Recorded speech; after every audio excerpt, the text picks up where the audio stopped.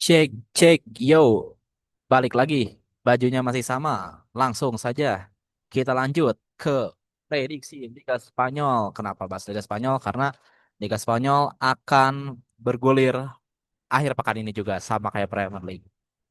Dan seperti biasa, Liga Spanyol nih kita akan membahas atau berkutat di dua tim tambah 2+1 saya bilangnya. Karena udah pasti daya tarik utamanya ada di Barcelona dan Real Madrid plus Atletico Madrid. Dan mungkin sisa-sisanya klub yang bisa menjadi gangguan untuk musim depan menurut saya ini ada dari Villarreal, Athletic Bilbao dan juga Real Sociedad.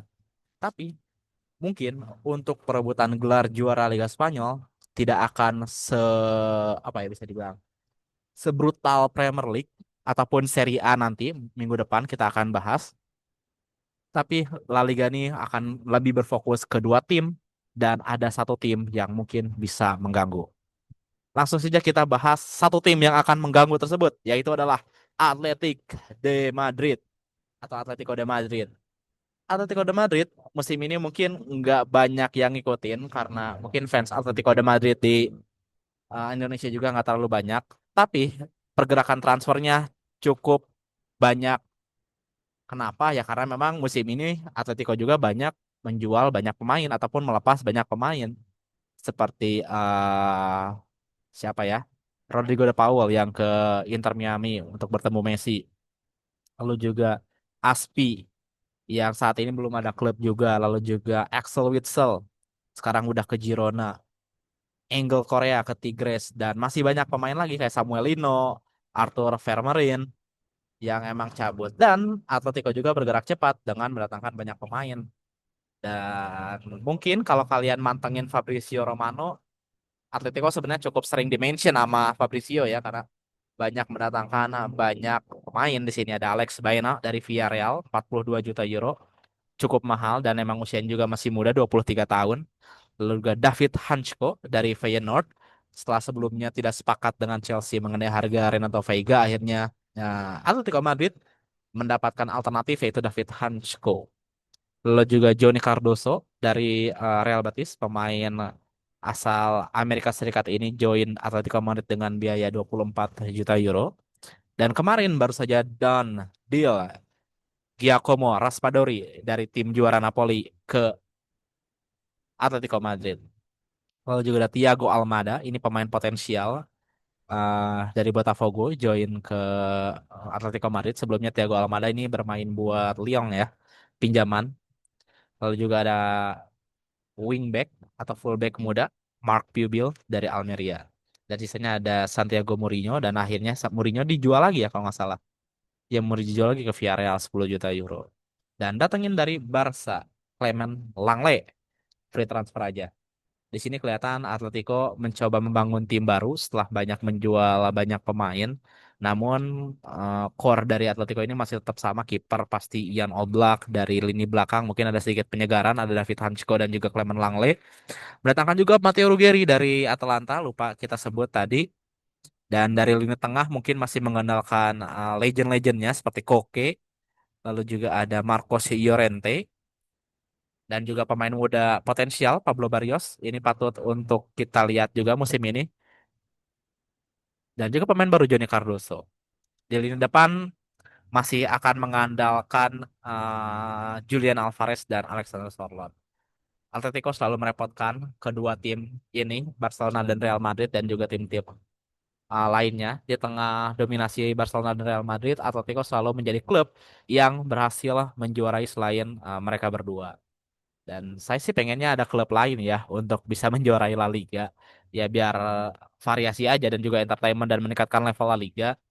Tapi seenggaknya, tapi maksud aku hal itu cukup sulit karena melihat dari kualitas pemain, kualitas pelatih, dan bagaimana apa ya mentalitas dari tim-tim tersebut sepertinya untuk yang menjadi juara La Liga masih akan diperebutkan oleh Real Madrid, Barcelona, dan diganggu oleh Atletico Madrid. Ini agak bingung, tapi saya akan bahas Real Madrid dulu. Kenapa? Karena juara bertahannya Barcelona. Jadi kita bahas di akhir. Untuk Real Madrid sendiri, sebenarnya ini saya punya unpopular atau ya mungkin argumen saya pribadi lah, nggak usah pakai unpopular. Dari argumen saya pribadi, Real Madrid ini kan klub kebanggaan Spanyol ya, kayak brandingnya Spanyol. Beda kayak Barcelona yang emang dari Catalonia, dari Catalunya, Catalonia. Dan sadly atau yang sangat saya sayangkan, dalam 2 tahun terakhir nih jarang pemain Real Madrid yang berwarga negara Spanyol tembus ke level tim nasional. Dan tim nasional Spanyol ini dalam 4-5 tahun terakhir nih cukup variasi lah, kayak tidak didominasi oleh skuad Real Madrid dan Barcelona. Kayak ada yang dari Bilbao, kayak kipernya Unai Simon dari Bilbao, lalu juga dari Atleti, dari Sociedad, kayak Oyarzabal dan Zubimendi. Nah, keputusan transfer musim ini saya cukup apresiasi dari Real Madrid karena mendatangkan pemain muda berkualitas dan berwarga negara Spanyol. Kenapa menurut saya ini perlu diapresiasi ya? Karena core-nya Real Madrid adalah Spanyol, dan mendatangkan pemain seperti Dean Huijsen dan juga Alvaro Carreras itu sangat oke, sangat mantap. Ya karena memang Real Madrid dalam beberapa tahun terakhir aja, contoh tahun kemarin lah kita ambil. Kita bedah ya dari skuad starting elevennya. Untuk kiper Courtois Belgia. Kanan mungkin bek kanan diisi oleh Carvajal dan juga Lucas Vazquez Spanyol. Tapi kan levelnya belum sampai ke tim nasional Spanyol. Untuk bek tengah Eder Militao Brazil, dan juga Antonio Rudiger Jerman. Bek kirinya kadang Fran Garcia mungkin sekarang agak dipanggil timnas Spanyol, tapi sebelumnya ada Ferland Mendy yang juga dari Prancis. Tengah Tchouaméni dan juga Camavinga Prancis. Valverde Uruguay. Depannya Mbappe Prancis. Kiri Vinicius Brazil, kanan Rodrigo Brazil juga. Dan mendatangkan Dean Huijsen dan Alvaro Carreras. Ini tentunya menambah darah segar. Masih muda Dean Huijsen 20 tahun, Alvaro Carreras balik lagi ke Madrid usianya 22 tahun setelah bersinar di Benfica musim lalu. Dan juga honorable mention di FIFA Club World Cup kemarin juga sudah terbukti mencetak 4 gol kalau nggak salah. Gonzalo Garcia. Masih muda 21 tahun dan Xabi Alonso ini memberikan kepercayaan penuh kepada Gonzalo Garcia karena saat itu Mbappe lagi sakit ya waktu FIFA Club World Cup, sehingga dia diplot sebagai pemain nomor 9. Ini cukup menarik. Apakah nantinya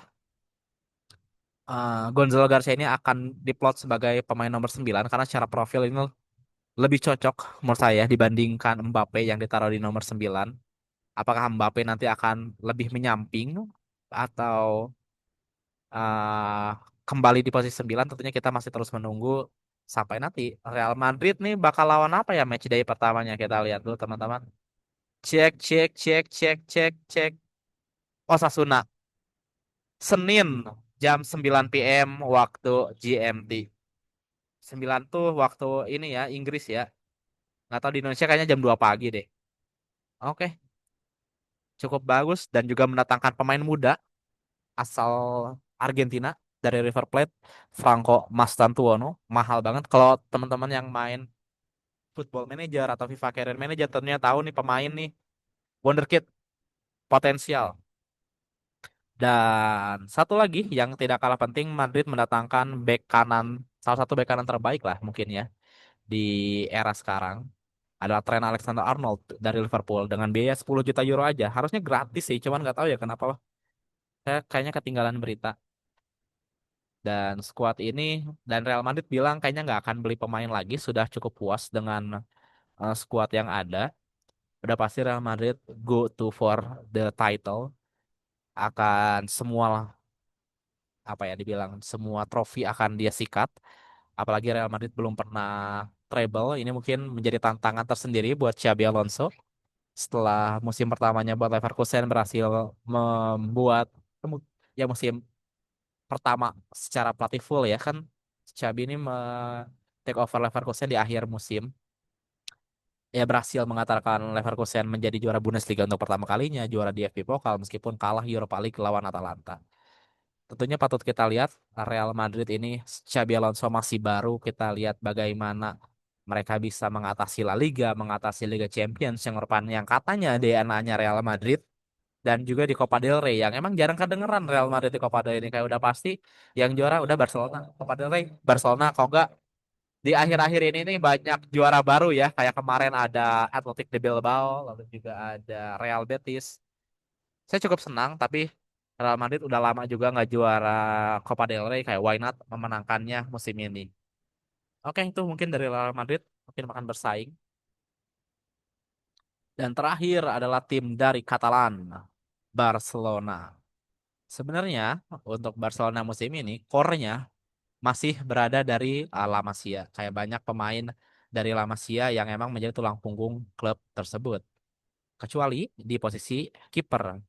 Nah, posisi kiper ini sebenarnya menjadi polemik buat Barcelona karena Barcelona baru saja menyatakan Joan Garcia dari Espanyol, meskipun kita belum tahu dapat didaftarkan atau enggak. Lalu juga ada Chesney yang emang keluar dari masa pensiunnya untuk membantu Barcelona merengkuh gelar La Liga. Dan Marc-Andre Ter Stegen, sang kapten yang sempat ribut-ribut kemarin ya perihal pendaftaran catatan medis ke RFF ya atau PSSI-nya Spanyol. Dan di sini juga masih ada Inaki Peña, kiper akademi.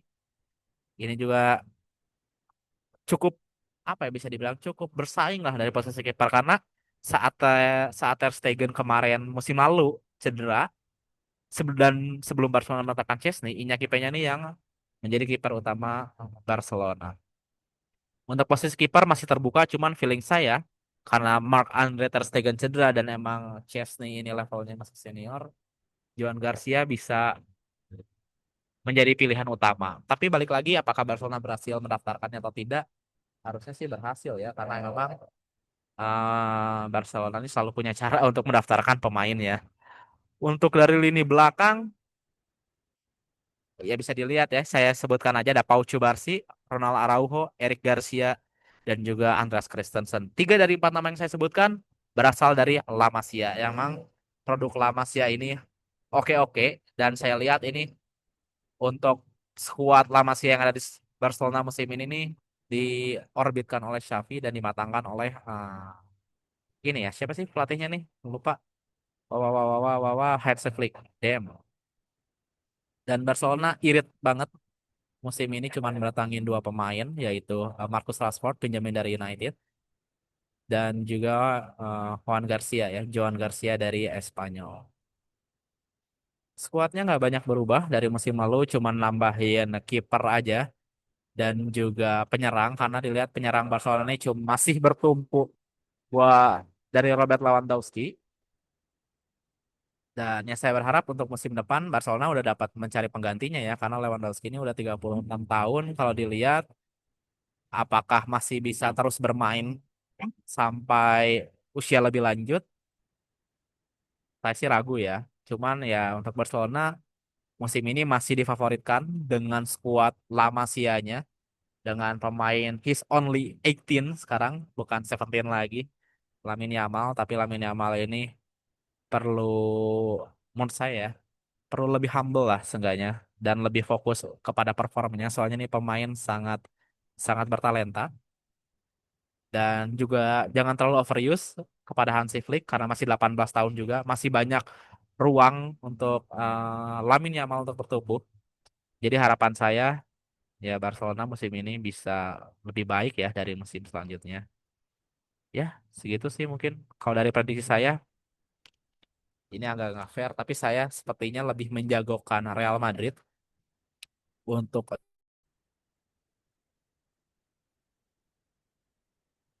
damn that hurts bro, nggak akan record bro. Oh masih lanjut ya. Ya intinya untuk juara saya lebih menjagokan Real Madrid karena skuad melakukan banyak perbaikan di skuadnya. Dan kalau lihat Barcelona emang skuadnya sudah padu, sudah mantap, tapi dari kedalaman skuad ini hanya mengandalkan La Masia. Apakah cukup?